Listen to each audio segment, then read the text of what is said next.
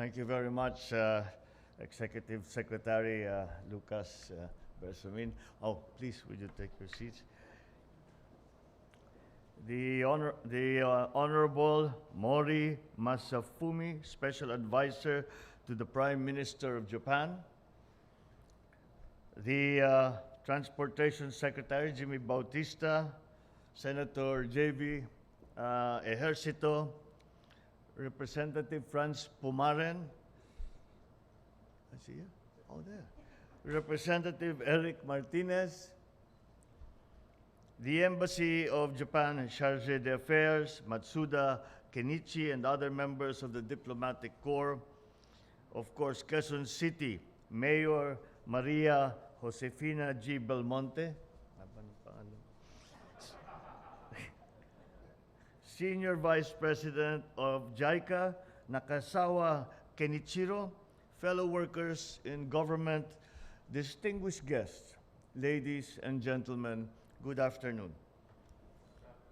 It is always, when we have such events as we have just witnessed today, these are always significant days for all of us as we mark another milestone, another landmark for the Metro Manila Subway Project and for the expansion of our public transport system, starting here in the National Capital Region, but hopefully to extend to the other urban areas around the Philippines.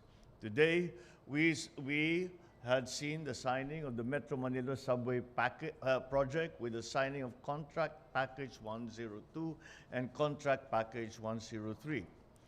I am one with the Filipino people in anticipating the eventual realization of this extremely important flagship project, which, once it is completed, will significantly reduce travel time between Quezon City and Pasay from 1 hour and 30 minutes to just 35 minutes.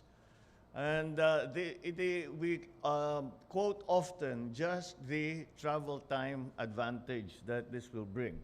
But it is not only that. The volume of traffic that a subway or a railway can take as compared to a highway or a road is significantly higher because it is regular, there is no traffic, and it is scheduled. And so people can hope that it is a reliable.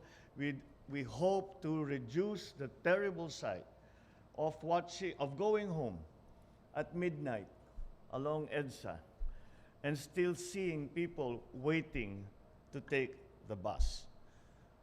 That is the advantage of what the subway will bring.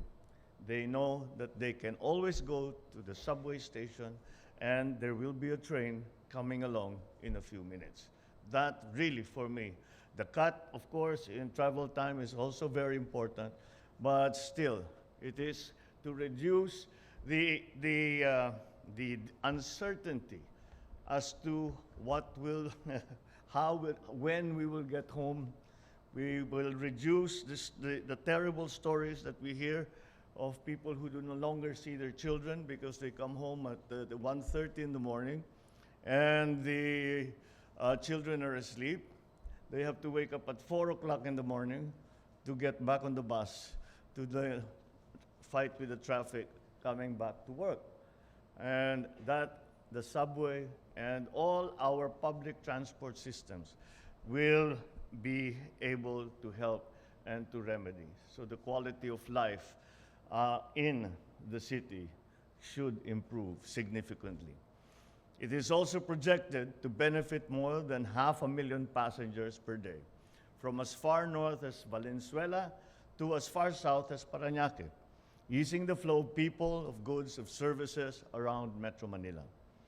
Once the MMSP is fully operational, we envision that millions of jobs as well as opportunity will also be created following this seamless transport system. Yet, even before it begins its operations, it is already set to yield many fruits. The implementation of the civil works for Contract Package 102 and Contract Package 103 alone are set to create thousands of jobs and opportunities for many Filipinos. So let me extend My most sincere and fervent congratulations to everyone who made this monumental undertaking possible. Thank you for your hard work, and thank you for taking us to this day today. I thank the government of Japan for partnering with the Philippines in pursuing this important infrastructure development project.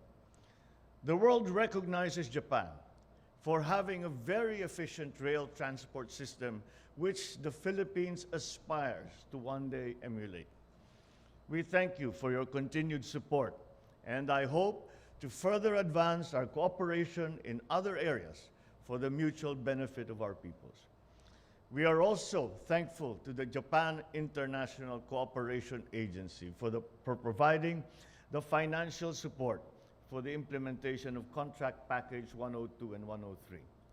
Similarly, we must acknowledge that Nishimatsu DMCI joint venture and Sumitomo Mitsui Construction for working closely with the Philippine government in ensuring the completion of these contract packages.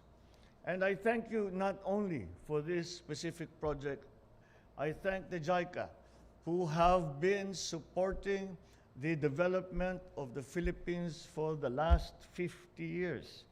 And I do not believe that, especially in terms of our infrastructure projects and even in our agricultural projects, that we would have come this far without the help of JICA along the way. And it has been instrumental, it has been material, and we have many possible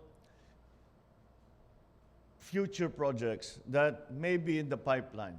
And for that, once again, we thank JICA for their assistance and their continuing interest in the Philippines.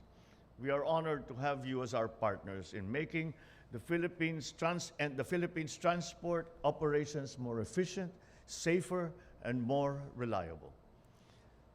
And the Department of Transportation has made possible the signing of these contract packages.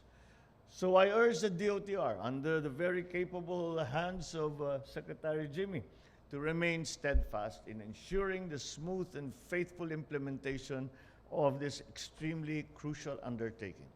The signing of these contract packages is a clear demonstration of this administration's commitment to pursuing big projects, big infrastructure projects that will foster growth and revitalize the economy. Apart from this, we are also pursuing other key railway projects such as the MRT-7, the LRT-1, Cavite Extension, the Philippine National Railway Clark Phases 1 and 2, that will in the future make our rail transit system a more viable option for our commuters. We owe it to the Filipino people to build major roads and critical infrastructure that will not only spur progress and social change, but also promote interconnectivity, ease traffic, and reduce travel time. With you as our partners, I am confident that we can move full speed ahead towards building better and more infrastructure projects for the Filipino people. Let's work together and let us achieve our shared goal of an efficient public transportation system that shall enhance our mobility, improve interconnectivity, and spur development equitably in our country.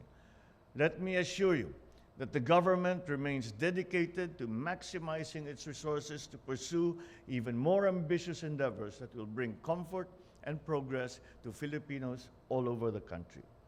Ang lahat ng ito ay para sa ating mga mamamayan.